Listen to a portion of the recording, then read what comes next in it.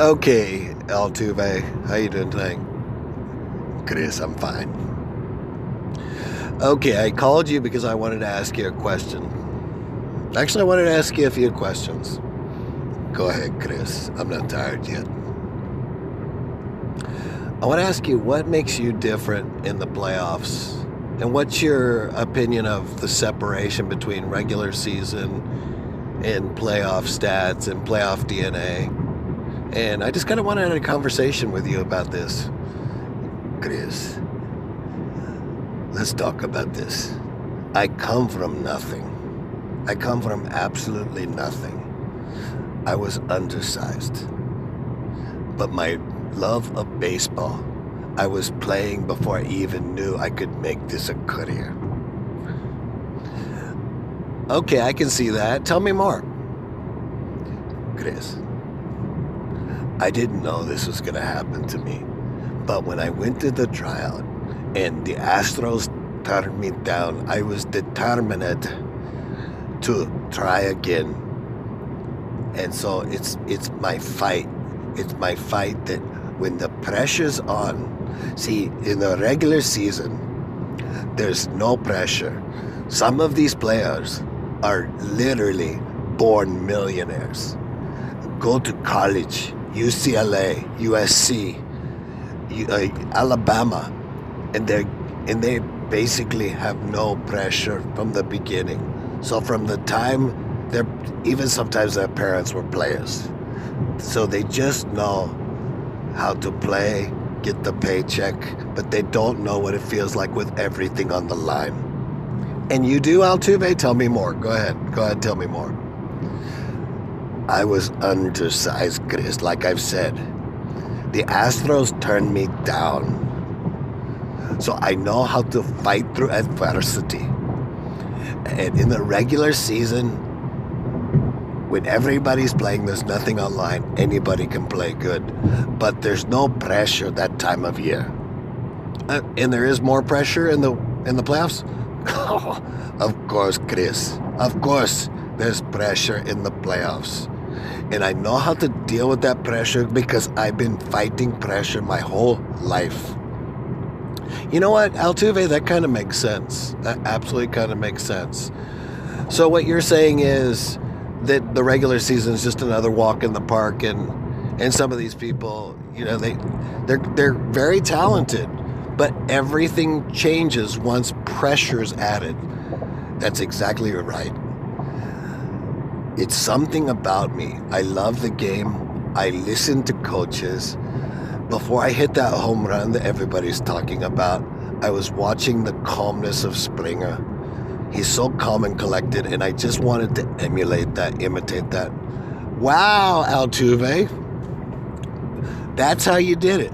That's exactly right. I was standing there in front of 50,000 people with the pressure of the team at the moment for me to come through for my team.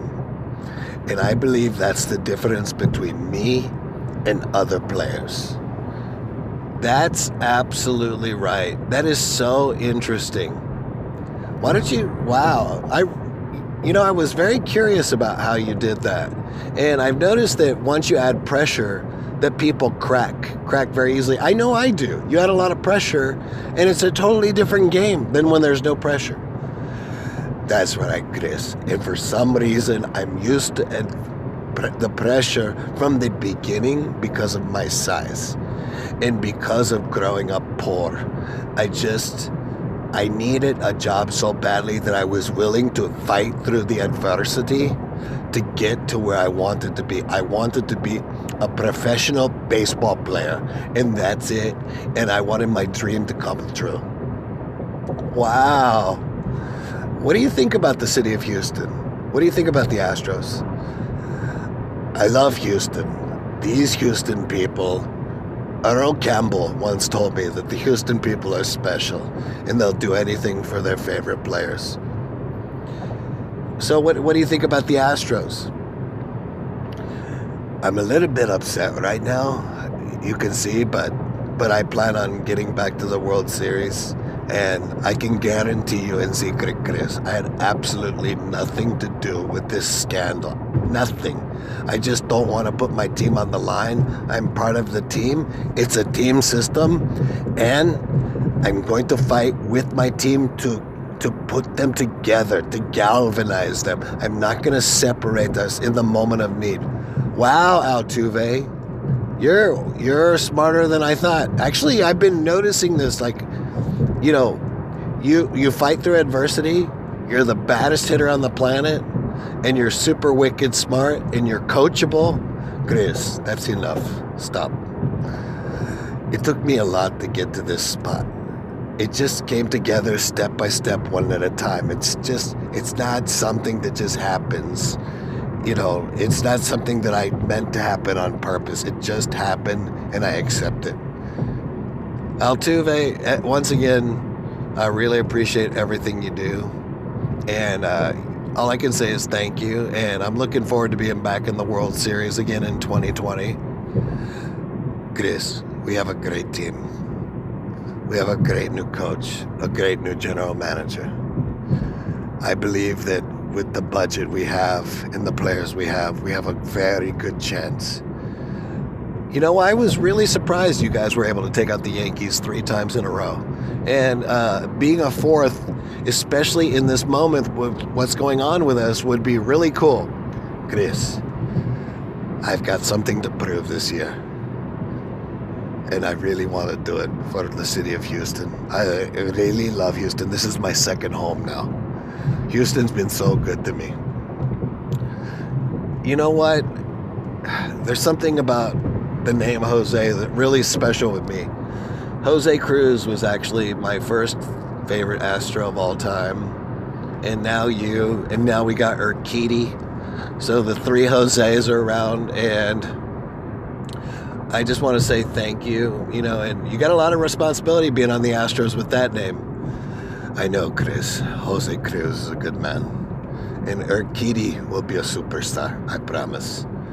Yeah, I was looking at his playoff stats. That guy's money. Once he got, closer and closer to, got a few innings under his belt, he was lights out. Yeah, Chris, he had like 5 strikeouts in 2 innings and 7 batters. He's good. He's really good. We have a good man in our rotation, along with Greinke and Verlander. Okay, Altuve.